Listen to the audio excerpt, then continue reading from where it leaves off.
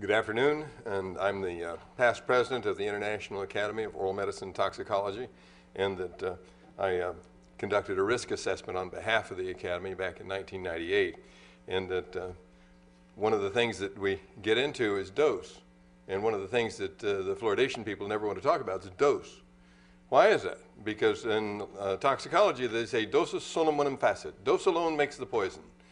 And so here's the recommended dose for a baby. None. So water fluoridation delivers to an infant a dose of fluoride that would be gross malpractice if any physician, family physician, dentist, or licensed practitioner in the state of California were to write a prescription for that amount. Therefore, you have a duty to inform the parents about this increased dose beyond what the family doctor can prescribe and warn them to not make up tap water formula. I thought water was supposed to be safe for all of us. Even the ADA agrees. They warn their members, not you, not the water districts. Of course they recommend fluoridation, but they tell members to tell their parents of children to make up tap water formula with fluoride-free water. Make up the formula with fluoride-free water so the baby won't get fluorosis. Interesting, they use the term fluorosis.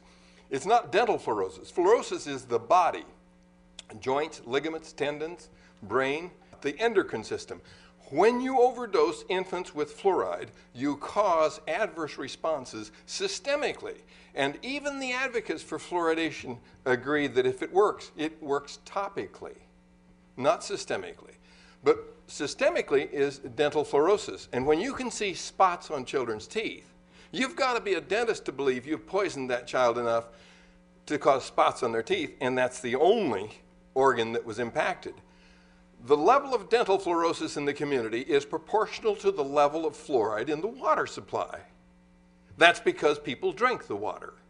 And the exposure to fluoride is what causes dental fluorosis.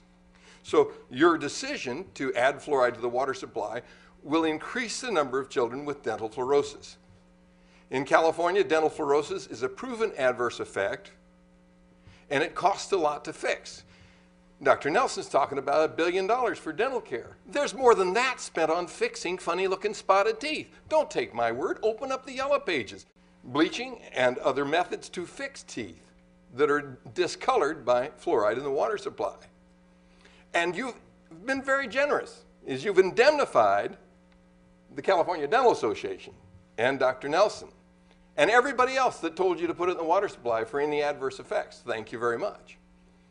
But the only way to get around that is for you to warn the recipients of your water that it's no longer safe for the population to drink. Next, you'll hear from Dr. Kathleen Thiessen. She's an expert on risk assessment, and she works as one of the directors for the Cenis Oak Ridge Center for Risk Analysis in Tennessee. She served for 3 years on the National Academies of Science review of fluoride in the drinking water as an expert in endocrine function, how your glands work, how your hormones work, and whether or not fluoride affects those. Listen to Dr. Thiessen explain to you the dose of fluoride and how that relates to levels that are known to cause harm from water fluoridation. Thank you for this opportunity to address the committee. I understand from Mr. Dimeli's presentation that your plans to fluoridate are in place. I wish simply to inform you of some of the implications of those plans. The first graph illustrates the expected range of consumption of public tap water for various age groups. This is information from the Environmental Protection Agency in quantities of milliliters per day. These ranges include only people who actually consume tap water. And you need to note the red diamonds indicate that some people consume substantially more water than the usual range. The total consumption of community water shown here is not to be confused with total fluid consumption or total water consumption. It does not include well water, bottled water, or commercial beverages. The second graph shows these same ranges per unit of body weight. So milliliters per kilogram of body weight. Note that infants have the highest tap water consumption per unit body weight, with some infants reaching more than 250 milliliters per kilogram per day. That's a half a cup per pound of baby. In general, the people with the highest tap water intakes include babies fed formula made with tap water people with certain medical conditions, people in unair-conditioned residences, people who work outside in hot climates or do heavy physical labor, and athletes. This graph shows the estimated fluoride intakes for each age group. This is based on the water ranges shown in the last slide, assuming 0.8 parts per million fluoride, which I understand is the plan for this area. And also shown that red vertical line is EPA's reference dose at 0.06 milligrams per kilogram per day. This is defined as an estimate of a daily oral exposure to the human population. For fluoride, as I said, the reference dose is 0.06 milligrams per kilogram per day. As seen in the graph, many infants have a fluoride intake just from tap water well above that reference dose. Older children with high water consumption will also exceed that, and even adults and teenagers, the highest water consumptions come very close to that. Note that this graph shows estimated fluoride intakes only from tap water. It does not include other sources such as commercial beverages made with fluoridated tap water, or toothpaste, tea, or food. When these other sources of fluoride intake are included, total fluoride intakes for many members of all age groups will exceed EPA's reference dose. The final graph shows the estimated fluoride intakes from tap water from that last slide, plus estimates of no effect levels for a number of adverse health effects, many of which were described in the National Research Council report, which was put out last year. I was one of the authors of this.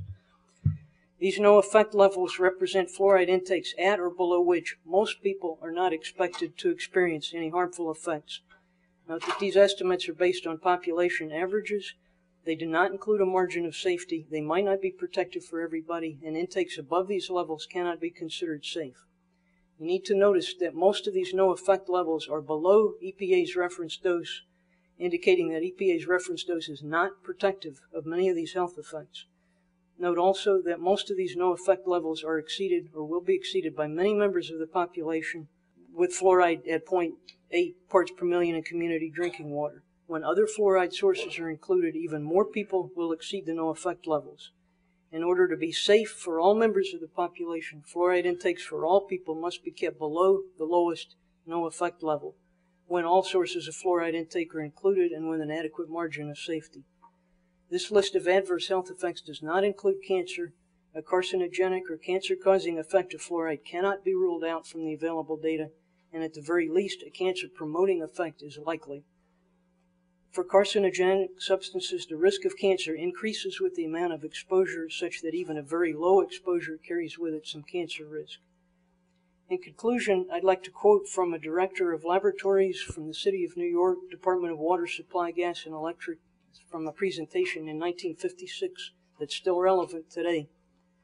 It is obvious from the knowledge of fluoride toxicity that an appropriate factor of safety cannot be established when fluoride is added to the public water supply at the level recommended by the proponents of fluoridation, and must be concluded that the fluoridation of public water supplies is a hazardous procedure. People are bound to get hurt.